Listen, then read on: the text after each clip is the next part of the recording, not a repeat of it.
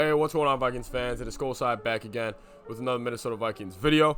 As you see by the title, we got our third edition of who showed up, who didn't, following this brutal loss to the Tennessee Titans. Video is going to come out all week on what I think the Vikings' future is, and based off this game, it's going to be tough. But anyways, we can get into it. Who showed up, who didn't. Thanks for all the support on the channel. Leave a like down below, comment down below, sub for more. We're going to get through this together. It's a big one. Purple Pain Vikings family. Anyways, let's get right into the video.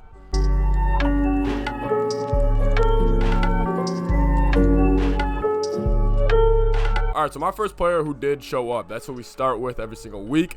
We give our three guys who showed up, who didn't. And then there's also honorable mentions and everything. Anyways, my first guy who did show up was Justin Jefferson. He really impressed me today. I always knew he had that in him. I always knew he had that breakaway talent, that game-breaking speed, that sort of shift of change direction. I just knew he looked better than everybody else on the field.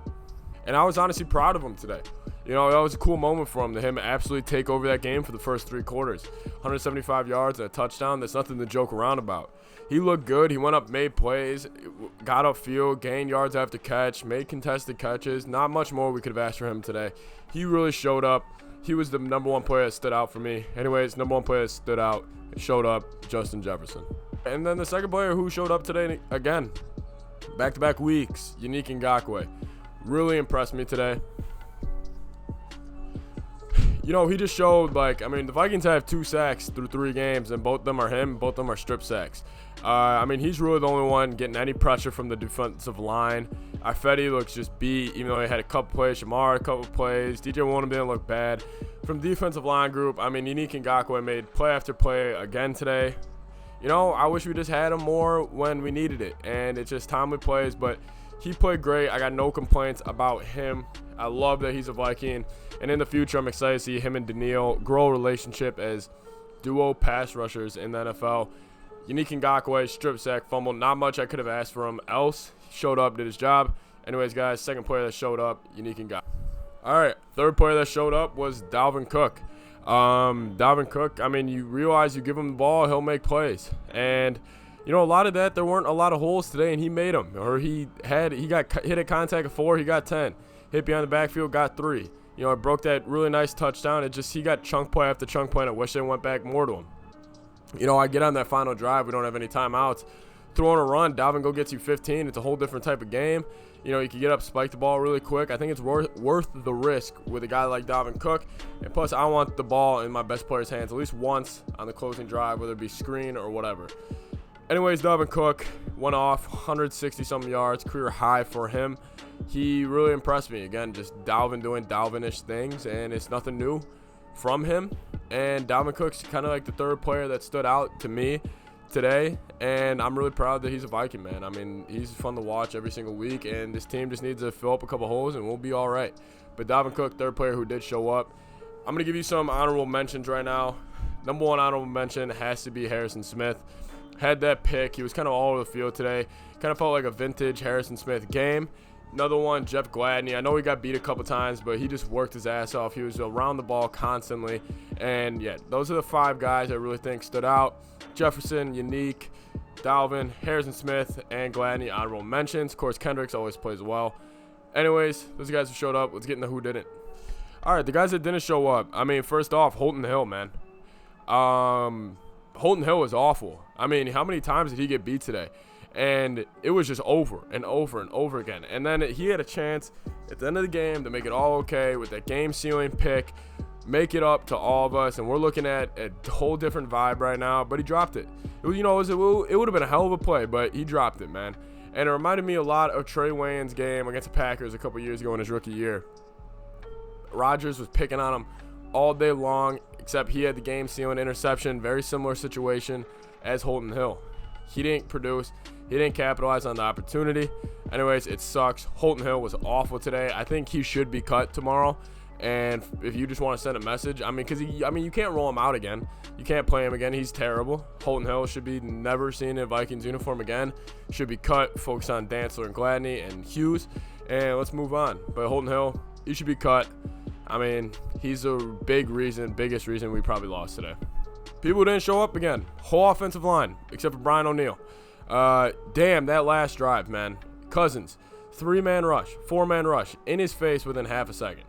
I'm not saying Cousins played good, great, bad, whatever. I'm not going to say anything, but the offensive line was terrible. I mean, it got to a point where I was thinking, like, yeah, even if we have Trevor Lawrence behind this offensive line, are they even getting stops? Because that's where it got to. And it was really embarrassing out of this team, this offensive line group, because, you know, they did establish the run. They did do certain things, but they were awful in pass protection, especially when it mattered the most. I mean, it frankly got embarrassing. I felt embarrassed for them.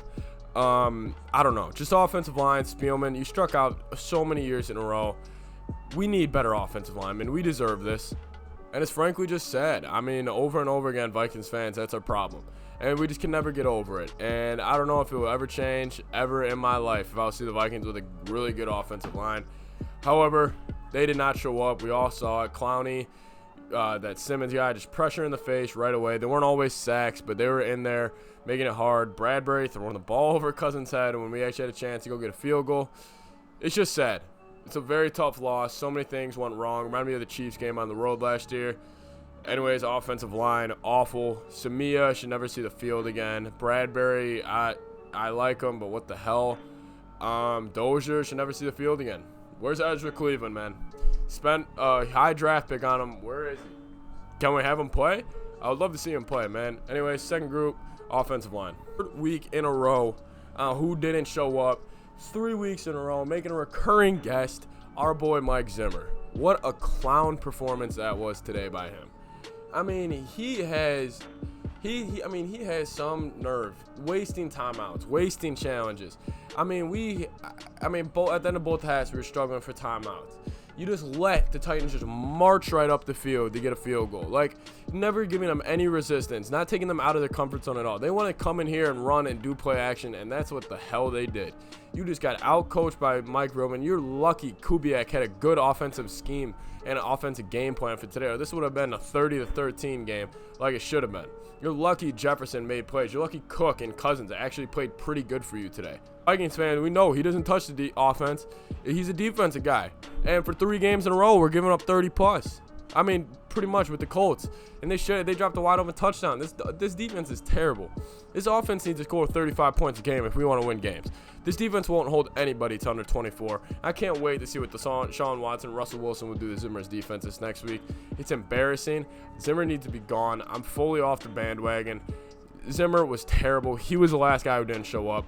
Literally, those 3 losses a game was Holton Hill, offensive line, and Zimmer. And lack of pressure, whatever, but we still had a sack, at least. Absolutely embarrassing out of the Vikings today. Just how many ways can you lose a game, pretty much. Anyways, guys, that was who showed up, who didn't. Leave a like down below. Leave a comment. Sub to the channel. We're going to get this. I mean, we have to get through this together. The team won't help us. As fans, come together. Sub to the channel. Join the family. Purple Pain family right now. Tank for Trevor. Full gear. Anyways, guys, I'll talk to you later. See you guys soon. Peace.